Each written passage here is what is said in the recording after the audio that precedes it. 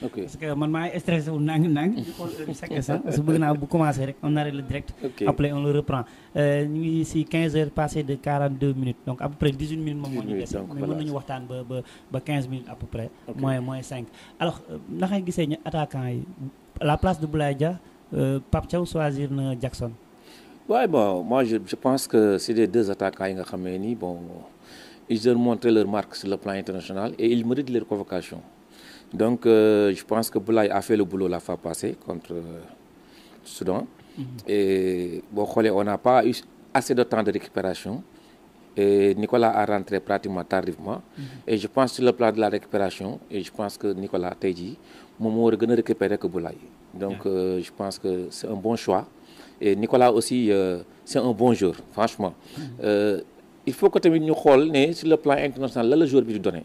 Ce n'est pas pour rien, Teji, le Bern, parmi les meilleures équipes du monde, tu vas bien hein? Donc, pour vous dire que tout le monde joueur. Maintenant, je pense que Teji, qualité Nicolas, quel mais il y a un défaut pour je pense que c'est marquer des buts. Man lu ma gën a neex attaquant mooy un attaquant qui crée des occasions. Et Nicolas il le fait. Ça veut dire que li des mooy la concentration.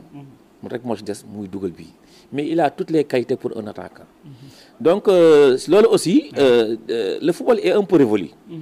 Moi je pense que 60% c'est les attaquants qui doivent marquer les buts. Mais aussi bu ñu fàtte les hommes de couloir, bu ñu fàtte les milieux de terrain. Et il y a des attaquants yoo xam ne ils marquent pas assez de buts mais il fait marquer des autres. Donc Nicolas fait partie. Parce que Diallo wax na ko léegi c'est un numéro 9 technique boo xamee il peut venir chercher les ballons jouer avec les qui la jat. Donc sur ça moi je pense que Nico même bu marqué aussi il fait marquer les autres. Donc moi je pense que tey jii la présence de Nicolas mën nañu apporter lu bëri am na fraîcheur bi am na technique bi am na tolluwaay bi am na tactique bi. Sadio aussi Diallo l'a dit il faut plus de respect à Sadio parce que aussi nit du fàtte démb. Et je pense que Sadio c'est un joueur qui a sur le plan international. Tu as un Sadio dans le terrain, ça fait douter l'adversaire. Si tu as Guinée, Algérie, Magresse, tu as une affaire qui est sur le terrain, malgré qu'il n'a pas su donner. Donc, il y a un football il faut le mettre dedans. Et je pense que Sadio, même Boudougoulou, il peut nous apporter beaucoup de choses. Et je pense que ces genres de matchs-là, c'est des matchs de Sadio parce que amatul bés boo xamee ni dépassé na ko.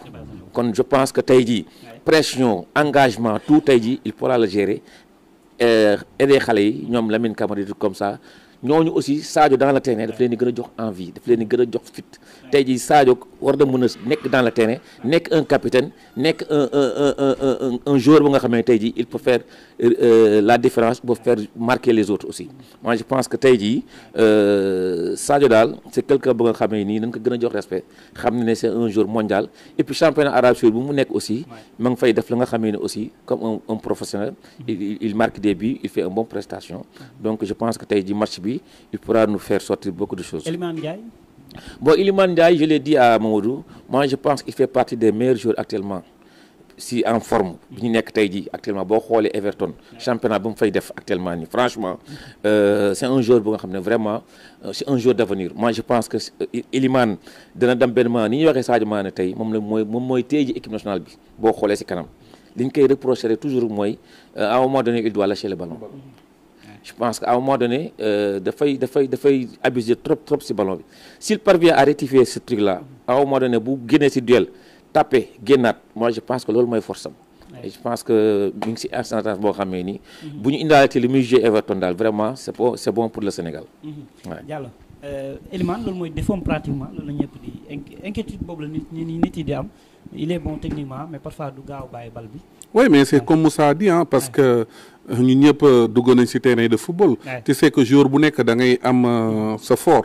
Il y a des joueurs qui sont très très rapides, il y a des joueurs qui sont bons ballon pied, mais le problème Iliman, il faut qu'il cherche que non seulement il est rapide, mais non seulement qu'il est bon ballon pied.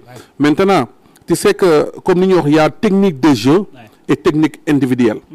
Des fois da ngay di joueur bi lu ko neex mu def ci ballon bi mais Iliman Ndiaye c'est une technique de jeu c'est-à-dire Iliman Ndiaye normalement bu doon def li da ciy génn mooy fixer le G1-2 fixer G1-2 des fois fi mu war a teggee mu teggi fa te souvent boo xoolee biti muy dugal yëpp 90% yëpp ay bal yoo xam ne en profondeur lay dem parce que day joxe ska rek continuer course am ñu jox ko wala mu jël ballon bi dem ba jege la bës la dribbler la teggi la kon je pense que plus que mu lâcher ballon bi un peu dina aider équipe bi parce que du tout le temps la ko war a lâcher mais du tout le temps la ko war a téye il faut savoir le moment de garder le ballon et le moment de lâcher le ballon mais Iliman Ndiaye comme Moussa ni ma ko waxee il fait partie maintenant mooy avenir footballeur sénégalais parce que il a toutes les qualités et il y croit aussi et moi je dis que c'est quelqu'un de très dangereux si équipe parce que tey jii même Sénégal boo naree jouer bëgg a calculer Sadio Mané Iliman Ndiaye mun na la defal différence bi donc on a des joueurs de qualité mais maintenant ce qu'on dit il faut qu'on essaye de les rectifier un petit peu